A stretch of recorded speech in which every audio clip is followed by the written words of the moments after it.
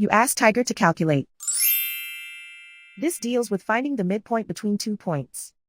The midpoint between the 2 points is 1.5, -7. Let's solve it step by step. Plot the 2 points and calculate the midpoint using the formula. The coordinates of point 1 are, x1 equals 8, y1 equals -9. The coordinates of point 2 are, x2 equals -5, y2 equals -5. PM represents the midpoint of the 2 points.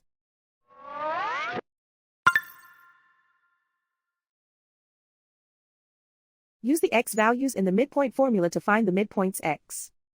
x1 equals 8.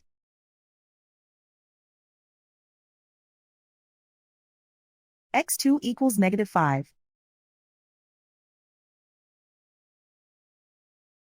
Simplify the arithmetic.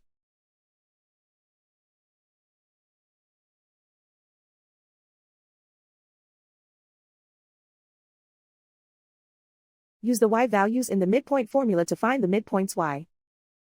y1 equals -9.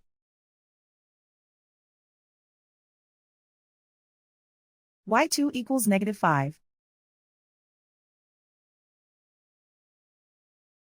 Simplify the arithmetic.